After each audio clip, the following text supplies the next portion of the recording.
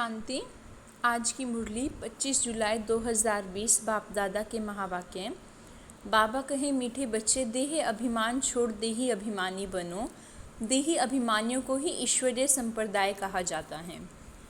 प्रश्न है, तुम बच्चे अभी जो सत्संग करते हो यह दूसरे सत्संगों से निराला है, कैसे? उत्तर है, यही एक सत्संग है जिसमें तुम आत्मा और परमात्मा का ज्ञान सुनते हो। यहाँ पढ़ाई होती है, एम ऑब्जेक्ट भी सामने है। दूसरे सत्संगों में ना पढ़ाई होती ना कोई एम ऑब्जेक्ट है। ओम शांति। रूहानी बच्चों प्रति रूहानी बाप समझा रहे हैं, रूहानी बच्चे सुन रहे हैं।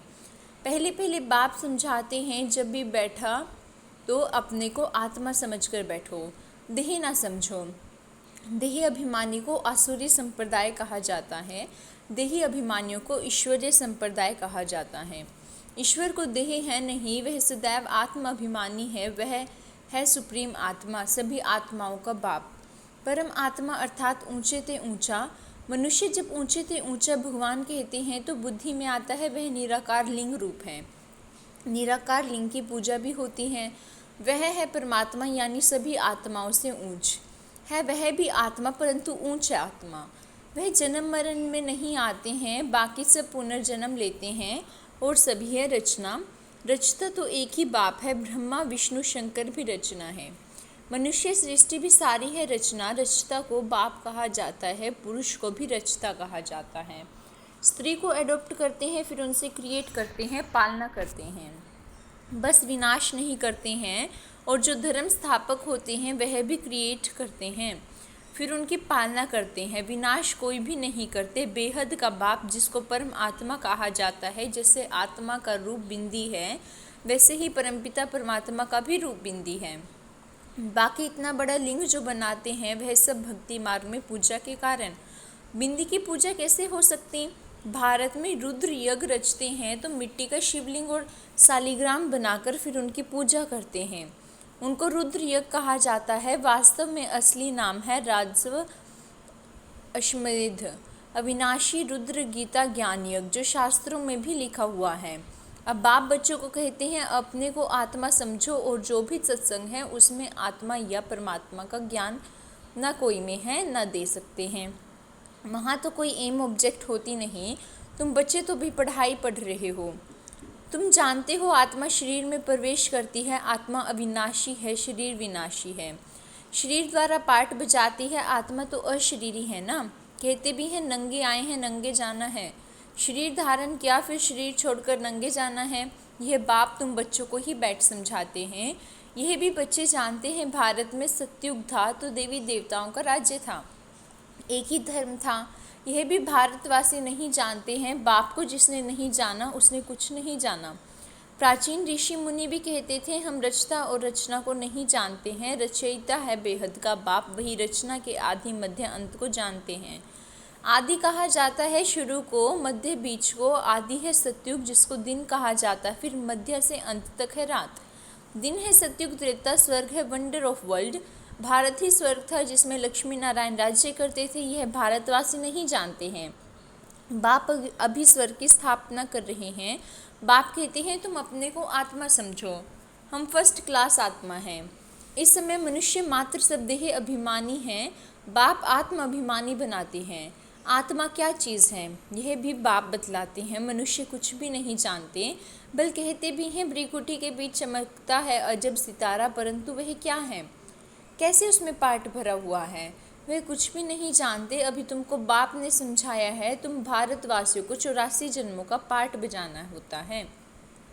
भारत ही ऊंच खंड है। जो भी मनुष्य मात्र हैं उनका यह तीर्थ है। सर्व की सदगति करने बाप यहाँ आते हैं। रावण राज्य से लिबरेटर कर गाइड बन ले जाते हैं। मनुष्य तो ऐसे ही कह देते, अर्थ कुछ भी नहीं जानते। भारत में पहले देवी देवता थे, उन्हों को ही फिर पुनर्जन्म लेना पड़ता है। भारतवासी ही सो देवता, फिर क्षत्रिय वैश्य शूद्र बनते हैं, पुनर्जन्म लेते हैं ना। इस नॉलेज को पूरी रीति समझने में 7 रोज़ लगते हैं। पतित बुद्धि को पावन बनाना है। यह लक्ष्मी नारायण पावन दुनिया में राज्य करते थे ना, उन्हों का ही राज्य भारत में था, तो और कोई धर्म नहीं था, एक ही राज्य था। भारत कितना सॉल्वेंट था, हीरे जवाहरों के महल थे। फिर रावण राज्य में पुजारी बने हैं, फिर भक्ति मार्ग में यह मंदिर आदि बनाए हैं। सोमनाथ का मंदिर था ना, एक मंदिर तो नहीं होगा। यहाँ भी शिव के मंदिर में इतने तो हीरे जवाहर थे जो मोहम्मद गजनवी ऊँट भरकर ले गए। इतने माल थे, ऊँट तो क्या कोई लाखों ऊँट ले आए तो भी भर ना सके। सतयुग में सोने हीरे जवाहरों के तो अनेक महल थे, मोहम्मद गजनवी तो अभी आया है। द्वापर में भी कितने महल आदि होते हैं। वह फिर अर्थक्वेक में अंदर चले जाते हैं। रावण की कोई सोने की लंका होती नहीं है। रावण राज्य में तो भारत का यह हाल हो जाता है। 100% रिलीजियस, ऑनराइटियस, इंसॉल्वेंट, पतित, विशेष नई दुनिया को कहा जाता है वाइसलेस। भारत शिवालय था जिसको वंडर ऑफ वर्ल्ड कहा जाता है। बहुत थोड़े मनुष्य थे, अभी तो करोड़ों मनुष्य हैं। विचार करना चाहिए ना। अभी तुम बच्चों के लिए यह पुरुषोत्तम संगम युग है, जबकि बाप तुमको पुरुषोत्तम पारस बुद्धि बना रहे हैं। बाप मनुष्य से देवता बनने की तुम्हें सुमत देते हैं। बाप की मत के लिए ही गाया जाता है तुम्हारी गतमत न्यारी। इसका भी अर्थ कोई नहीं जानते। बाप समझाते हैं, मैं ऐसी श्रेष्ठ मत देता हूँ जो तुम देवता बन जाते हो। अब कलयुग पूरा होता है, पुरानी दुनिया का विनाश सामने खड़ा है। मनुष्य बिल्कुल ही घोर अंधियारे में कुंभकर्ण की नींद में सोए पड़े हैं, क्योंकि कहते हैं शास्त्रों में लिखा है कलयुग तो अभी बचा है। 40,000 वर्ष पड़े हैं। 84 लाख योनियाँ समझने के कारण कल्प की आयु भी लंबी चौड़ी कर दी है। वास्तव में है 5,000 वर्ष। बाप समझाते हैं तुम 84 जन्म लेते हो, ना कि 84 लाख। बेहद का बाप तो इन सभी शास्त्रों आदि को जानते हैं, तब तो कहते हैं यह सब है भक्ति मार्ग के जो आधा कल्प चलते हैं। इससे कोई मुझे नहीं मिलते। यह भी विचार करने की बात है कि अगर कल्प की आयु लाखों वर्ष दे फिर तो संख्या बहुत होनी चाहिए, जबकि कृष्ण की संख्या 2000 वर्ष में इतनी हुई है। भारत का असूल धर्म देवी देवता धर्म है, वह चला आना चाहिए, परंतु आदि सनातन देवी देवता धर्म को भूल जाने कारण कह देते हमारा हिंदू धर्म है। हिंदू धर्म तो होता ही नहीं। भारत कितना ऊंच था। आदि सनातन देवी देवता धर्म था तो विष्णुपुरी थी, अब है रावणपुरी। वही देवी देवताएं 84 जन्म के बाद क्या बन गए हैं। देवताओं को वाइसलेस समझ, अपने को विषय समझ उन्हों की पूजा करते हैं। सतयुग में भारत वाइसलेस था, नई दुनिया थी, जिसको नया भारत कहते हैं। यह है पुराना भारत। नया भारत क्या था, पुराना भारत क्या है। नई दुनिया में भारत ही नया था, अब पुरानी दुनिया में भारत भी पुराना है। क्या गति हो गई है। भारत ही स्वर्ग था, अभी नर्क है। भारत मोस्ट सोल्वेंट था, भारत ही मोस्ट इनसोल्वेंट है। सबसे भीख मांग रही हैं, प्रजा से भी भीख मांगते हैं। यह तो समझ की बात है ना। आज के देह अभिमानी मनुष्यों को थोड़ा पैसा मिला तो समझते हैं हम तो स्वर्ग में बैठे हैं। सुखधाम स्वर्ग को बिल्कुल जानते नहीं, क्योंकि पत्थर बुद्धि हैं। अब उन्हें पारस बुद्धि बनाने के लिए 7 रोज़ की भट्ठी में बिठाओ, क्योंकि पतित है ना। पतित को यहाँ तो बिठा नहीं सकते, यहाँ पावन ही रह सकते हैं, पतित को अलाउ नहीं कर सकते। तुम अभी पुरुषोत्तम संगम युग पर बैठे हो, जानते हो बाबा हमको ऐसा पुरुषोत्तम बनाते हैं। यह सच्ची सत्य नारायण की कथा है। सत्य बाप तुमको नर से नारायण बनने का राजयोग सिखला रहे हैं। ज्ञान सिर्फ एक बाप के पास है, जिसको ज्ञान का सागर कहा जाता है। शांति का सागर, पवित्रता का सागर, यह उसकी एक ही महिमा है, दूसरे कोई की महिमा हो नहीं सकती। देवताओं की महिमा अलग है, परमपिता परमात्मा शिव की महिमा अलग है, वह है बाप। कृष्ण को बाप नहीं कहेंगे। अब भगवान कौन ठहरा, अभी भी भारतवासी मनुष्य को पता नहीं है। कृष्ण भगवानुवाच कह देती हैं, वह तो पूरे 84 जन्म लेते हैं। सूर्यवंशी, सो चंद्रवंशी, सो वैश्यवंशी मनुष्य हम, सो का अर्थ भी समझते नहीं। हम भारत सो परमात्मा कह देते हैं, कितना रोंग है। अभी तुम समझाते हो कि भारत की चढ़ती कला और उतरती कला कैसे होती हैं। यह है ज्ञान, वह सब है भक्ति।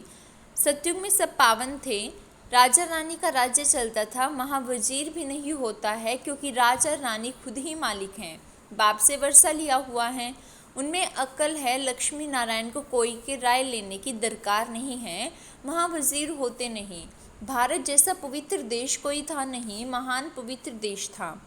नाम ही है स्वर्ग, अभी है नर्क, नर्क से फिर स्वर्ग बाप ही बनाएगा। अच्छा, मीठे मीठे सिकिल दे बच्चों प्रति माँ पिता बाप दादाजी का याद प्यार और गुड मॉर्निंग। रूहानी बाप के रूहानी बच्चों को नमस्ते नमस्ते नमस्ते। धारणा के लिए मुख्य सार पहला है, एक बाप की सुमत पर चलकर मनुष्य से देवता बनना है। इस सुहावने संगम युग पर स्वयं को पुरुषोत्तम पारस बुद्धि बनाना है। दूसरा है, 7 रोज की भट्ठी में बैठ पतित बुद्धि को पावन बुद्धि बनाना है। सत्य बाप से सत्यनारायण की सच्ची कथा सुन नर से नारायण बनना है। वरदान है, फरिश्तेपन की स्थिति द्वारा बाप के स्नेह का रिटर्न देने वाले समाधान स्वरूप भव। फरिश्तेपन की स्थिति द्वारा बाप के स्नेह का रिटर्न देने वाले समाधान स्वरूप भव। फरिश्तेपन की स्थिति में स्थित होना यही बाप के स्नेह का रिटर्न है। ऐसा रिटर्न देने वाले समाधान स्वरूप बन जाते हैं।